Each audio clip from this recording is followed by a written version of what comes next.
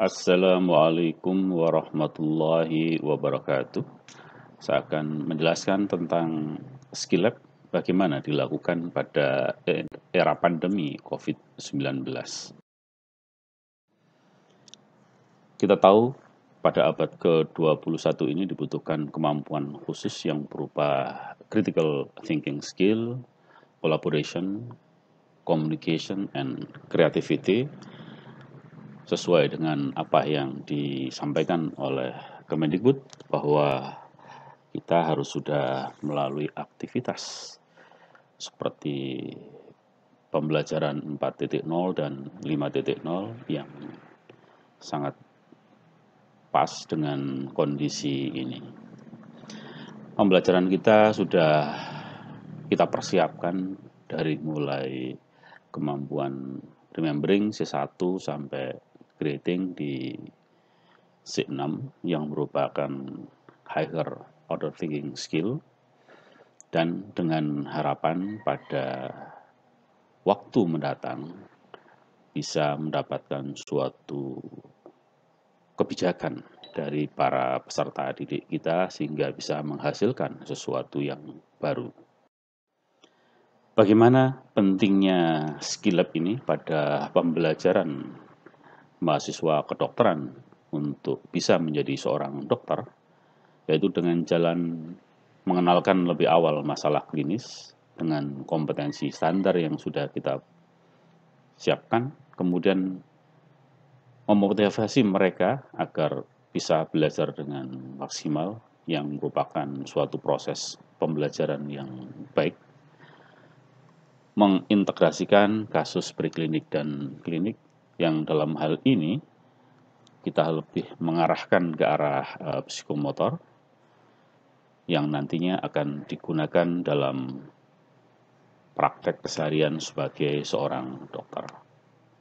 Pada fase awal kita mengenalkan, kemudian para mahasiswa akan mempelajari dan kemudian sering untuk melakukannya agar keterampilan tersebut, keterampilan yang sudah betul-betul unconsciousness, tanpa disadari sudah bisa melakukan sesuai dengan yang kita lihat pada piramida Miller. Untuk keterampilan klinis ini yang pertama memang dibutuhkan kognisi yang bagus, kemudian psikomotornya nanti akan dilatih mengikuti dengan kondisi tersebut. Pada tahap akademik diharapkan bisa mendemonstrasikan bagaimana keterampilan tersebut bisa dilakukan, dan ini sangat terkait sekali dengan kondisi saat ini di era pandemi COVID-19. Sedangkan untuk yang tahap integrasi dengan praktek di pasien memang menunggu pada fase klinis, fase profesi. Experience-based learning model ini perawatan proses yang dilewati oleh peserta didik pendidikan kedokteran untuk sampai menjadi dokter. Yang pertama kita lihat konteksnya dalam interaksi antar manusia, yaitu dokter, pasien, perawat, dan para petugas kesehatan yang lain di klinik ataupun rumah sakit, dan kurikulum yang sudah kita siapkan dengan tujuan yang sudah jelas dan kontinu, serta disesuaikan dengan kondisi pendidik yang ada. Nah, dengan support tertentu dalam proses pendidikan, kita memberikan kesempatan para peserta didik untuk melakukan observasi baik pasif maupun aktif, dan juga sebagai pelaku dalam supervisi, dan juga nanti dilakukan evaluasi untuk melihat sampai tingkat mana kemampuannya, keterampilannya, dengan harapan bisa kompeten dalam melakukan tindakan yang harus dilakukan dengan didukung oleh kemampuan berpikir yang cukup baik. dan hal ini diharapkan bisa berlaku dengan baik agar bisa mendapatkan hasil sebagai seorang dokter yang cukup bagus dan mumpuni untuk melakukan tindakan-tindakan klinis. Model pembelajaran yang sudah kita ketahui bersama, ada pembelajaran di kelas yang face-to-face secara langsung, dan pada saat ini sudah berlaku pembelajaran online, pembelajaran jarak jauh yang antara pemberi mata kuliah dengan peserta ajarnya letaknya berjauhan dengan menggunakan sarana internet. Yang sudah kita lakukan bersama pada beberapa saat yang lalu adalah model blended learning yang mengkombinasikan antara pertemuan di kelas dengan pembelajaran online daring. Teknologi yang ada ini sudah cukup membantu kita untuk membuat agar para peserta didik ini bisa melakukan proses pembelajaran ini dengan jarak jauh. Nah, proses blending ini akan meningkatkan pengalaman belajar dari para mahasiswa, demikian juga diharapkan outcome-nya juga lebih baik dan akan lebih mengefisiensi proses pelaksanaan pendidikan tersebut. Hanya saja perlu dipersiapkan desain yang bagus, yang sistematis dan dinamis agar dihasilkan outcome yang baik. Evaluasi harus terus dilakukan tentang efektivitas pembelajarannya dan lingkungan seperti apa yang menghasilkan outcome yang baik untuk dipersiapkan pada proses pembelajaran berikutnya. Dan yang paling penting adalah para pengampu, para dosennya harus aware dengan kondisi ini bahwa tingkat engagement, keterikatan antara dosen dan pembelajar mahasiswa ini bisa ditingkatkan baik dengan pertemuan langsung maupun tidak langsung melalui daring online.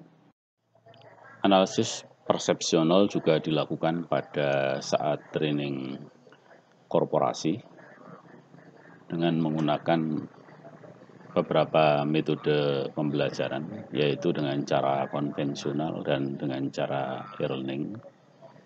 Hasil yang didapatkan dari para peserta ini tidak menunjukkan perbedaan yang signifikan terhadap proses pelaksanaan pembelajaran tersebut, tetapi dari beberapa grup yang memilih model penyampaian materinya, ini lebih banyak yang memilih mode campuran antara pembelajaran klasik dengan penambahan moda e-learning atau pembelajaran moda e-learning yang ada tambahan moda klasik dibandingkan e-learning murni ataupun yang klasik murni. Tapi ada satu bagian yang kecil sekali ini tidak masalah mau e-learning ataupun klasik. Pada era COVID-19 ini yang semula penyakit coronavirus ini berasal dari kota Wuhan dan saat ini sudah menyebar ke seluruh dunia yang diawali pada tahun 2019 akhir dan sampai dengan bulan Mei ini, akhir dari April ini, sudah sedemikian banyak, hampir 3 juta, dan masih terus bertambah. Oleh sebab itu, sesuai dengan saran dari Menteri Pendidikan, maka dilakukan school from home, di mana pada saat yang lalu kuliahnya berada di kampus, tetapi dengan adanya pandemi COVID-19 ini, maka kita harus bisa melakukannya secara online full, sehingga tidak ada pembelajaran face-to-face lagi, dan juga blended learning sudah tidak ada karena semuanya dilakukan secara online, baik dilakukan secara asinkron maupun secara sinkron. Ada penelitian yang dilakukan oleh Sarjana Nindya dan teman-teman melakukan evaluasi tentang efektivitas pembelajaran skill lab klinis dengan menggunakan video pembelajaran dan cara klasikal dengan bertemu langsung face to face. Berikut hasil yang didapatkan bahwa kelompok yang menggunakan model video ajar dan kelompok yang menggunakan demonstrasi dengan instruktur ini hasilnya tidak berbeda.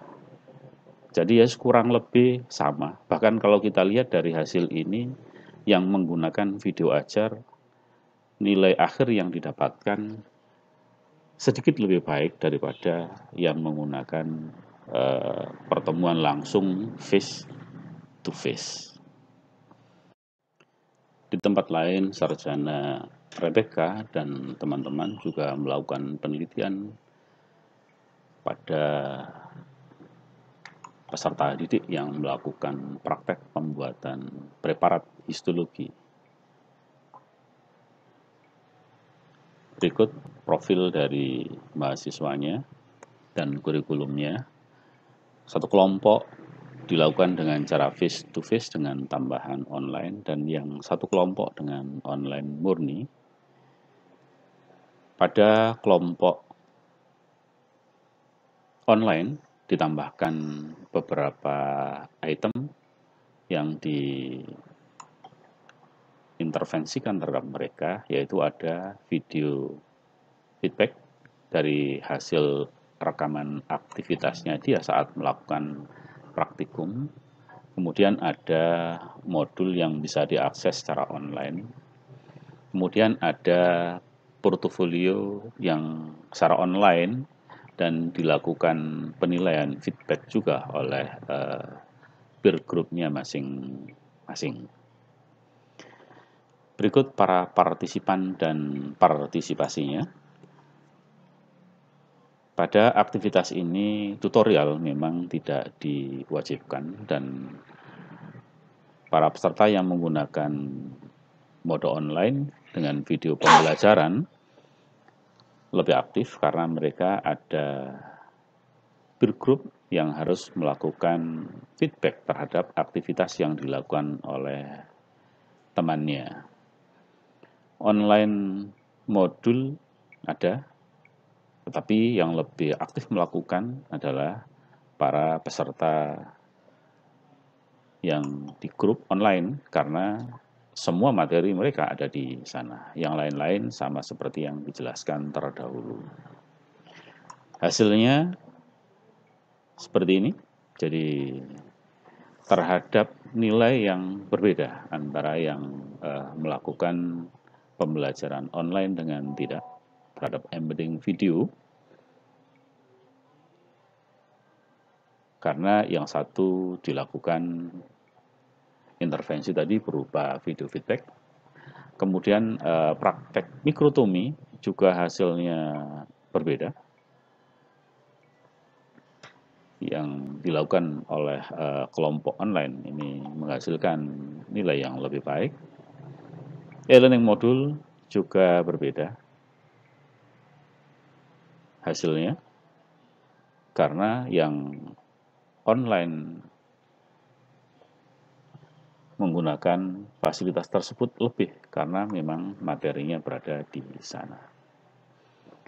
Hasil akhir dari penelitian tersebut, nilai praktikumnya ini terdapat perbedaan yang bermakna antara mereka yang menggunakan mode klasik ditambahkan online dan hanya mode online yang ditambahkan fitur-fitur tertentu, khususnya terhadap feedback dari video yang dibuat dibuat oleh masing-masing person, baik oleh peer group-nya ataupun oleh expertnya.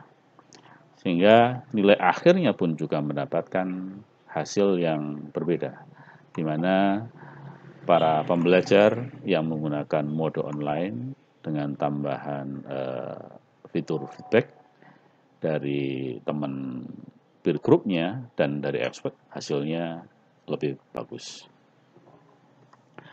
Hingga dapat kita ambil kesimpulan dari hasil ini, pembelajaran online ini bila dilakukan dengan baik, kita bisa melakukan engage antara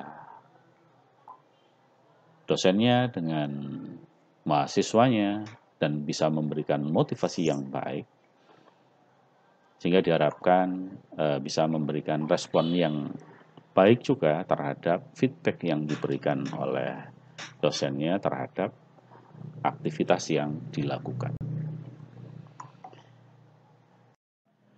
Di London, dengan adanya lockdown yang diberlakukan di sana, Hamid Khan, seorang senior lecturer di St. George's University of London, melakukan modifikasi dari Python's for Stage of Clinical Skill Teaching yang biasa dilakukan di sana, yang biasanya proses pelaksananya face to face, dan dengan adanya lockdown maka harus dilakukan secara PJJ. Maka Hamid Khan memodifikasi clinical skill teaching yang sebelumnya dari beberapa kali demo yang orisinil, demo yang dilakukan oleh dosen tanpa memberikan komentar apapun, kemudian dilakukan demo lagi dan dilakukan penjelasan serta diskusi dengan para mahasiswa. Kemudian untuk yang pemahaman, demo dilakukan oleh dosen, tetapi instruksi dan penjelasannya diberikan oleh para mahasiswa. Sedangkan pada tahap terakhir ini, pada tahap konsolidasi, demo dilakukan oleh mahasiswa dan komentar setelah instruksinya dilakukan oleh mahasiswa. Nah, pada saat ini dengan adanya pandemi COVID-19, di mana pendidikan tidak bisa dilakukan dengan tatap muka lagi, maka pendidikan skill lab ini dimodifikasi dengan cara pada saat demo yang pertama kali tidak diperankan oleh guru tapi digantikan dengan video. Kemudian pada saat diskusi, dosen tidak memperagakan lagi, tetapi menjelaskan sambil berdiskusi dengan mahasiswa dan memperkuat dengan video yang sesuai dengan yang diterangkan. Kemudian pada saat pemahaman, ini mahasiswa menarasikan langkah demi langkah yang harus dilakukan pada skill lab tersebut sambil dibantu oleh mahasiswa yang lain yang pada saat itu online. Tahap konsolidasinya dengan tanya jawab dan disesuaikan dengan kondisi klinis yang ada. Hal tersebut juga dilakukan di Fakultas Kedokteran Universitas Muhammadiyah Surabaya dengan beberapa modifikasi yang serupa dan ada tambahan untuk penguatan. Pada tahap comprehension ini mahasiswa diminta untuk melakukan skill lab tersebut dengan peralatan apa adanya di tempat kediaman masing-masing dan dilakukan pengambilan gambar video yang nanti itu diupload ke ruang diskusi di kelompok tersebut dan diberikan feedback baik oleh peer grupnya, teman satu kelompok, dan juga oleh instruktur yang memandu kelompok tersebut. Persiapan yang lain sebelum ini juga tetap dilakukan. Ada briefing tutorial terhadap para instruktur oleh pengampu pada mata ajar skill lab pada saat itu. Demikian yang bisa saya sampaikan terkait mode pembelajaran skill lab di era pandemi COVID-19.